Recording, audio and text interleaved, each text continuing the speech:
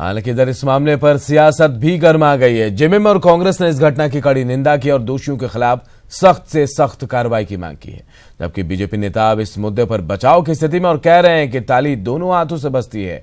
घटना के बाद पार्टी की ओर से मामले को रफा दफा करने की कोशिश भी की गई थी, लेकिन पुलिस एसोसिएशन के लोग इसे बेवजह प्रतिष्ठा का विषय बना रहे हैं।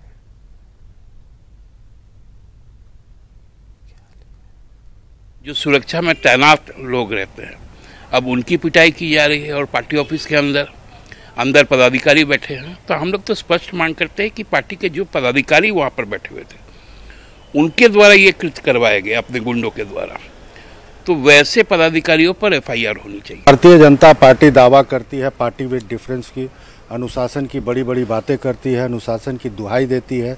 असली चरित्र उनका यही है।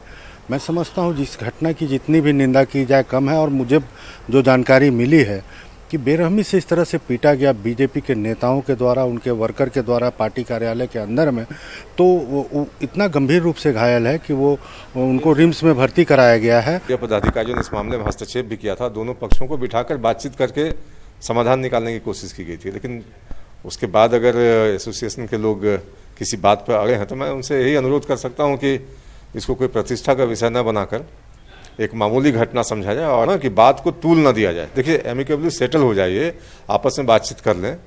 और कहीं ना कहीं गलतफहमी हुई है, क्योंकि मैं उस वक्त कार्यालय में था जब ये घटना हुई है। मैं अपने कमरे में बैठा हुआ था और आके बताया लोगों ने मुझे कि इस तरह की घटना हुई है। उसने थोड़ा कुछ रफ लैंग्वेज यूज किया था, तो मैंने कहा भी उनसे कि आप जाइए, वरीय पदाधिकारियों को बताइए और इस मामले को सॉर्ट आउट करने की कोशिश कीजिए।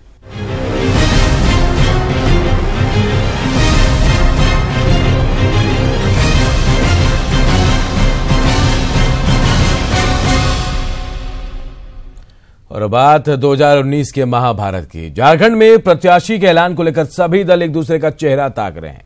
बीजेपी ने 10 सीटों का ऐलान कर थोड़ी बढ़त तो ले ली, लेकिन कांग्रेस एक सीट भी तय नहीं कर पाई है। ये रिपोर्ट देखिए।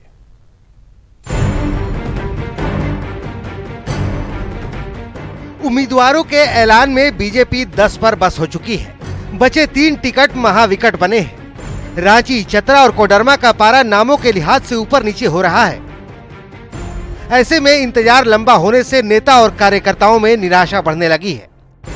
हालत यह भी है कि प्रदेश स्तर पर नेताओं के पास बोलने के लिए कुछ बचा ही नहीं है। हालांकि बीजेपी प्रदेश अध्यक्ष ये मानते हैं कि ज्यादा चेहरों ने परेशानी बढ़ा रखी है।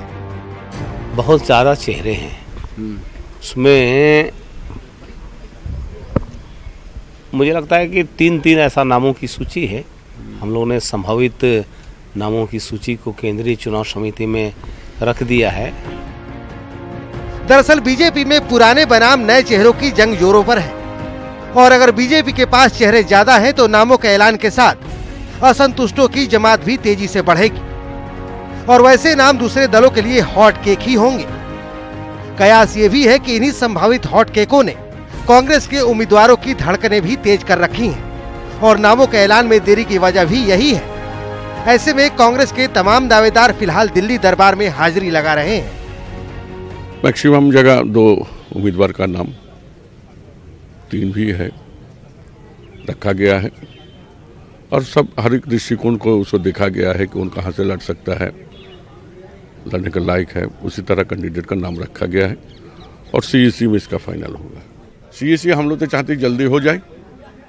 अब 2 तारीख ऐसा डेट रखा हुआ है, हम लोग आज बोले, हो सकता है कल परसों भी हो जाए। चुनाव के समय लोगों का पार्टी में आने की बात, इस समय जो आना चाहता है, बहुत लोग हैं जो जानते हैं कि भविष्य अच्छा है कांग्रेस पार्टी का, तो कांग्रेस पार्टी के दरवाजे हमेशा खुले हैं। झारखंड में नामों का ऐलान सभी दलों के लिए बस 1-2 दिन वाला जुमला बन गया है।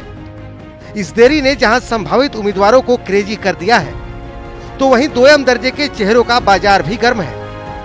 अब देखना यह है कि कौन से नेता हॉट केक बनते हैं और किसका क्रेज चुनाव में दिखता है।